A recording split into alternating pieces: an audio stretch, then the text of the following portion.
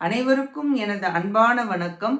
திருவள்ளுவர் இயற்றிய திருக்குறளில் அறத்துப்பால் அதிகாரம் 34 நிலையாமை.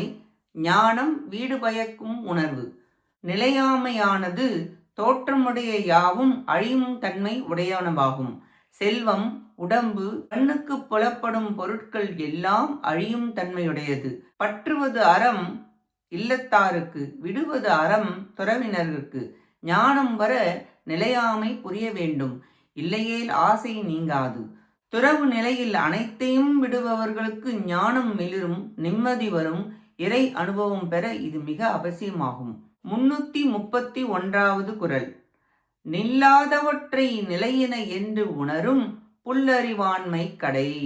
நிலையில்லாதவற்றை நிலையானது என்று எண்ணி மயங்குகின்ற அற்ப அறிவு துறந்தார்க்கு இழிவாகும்.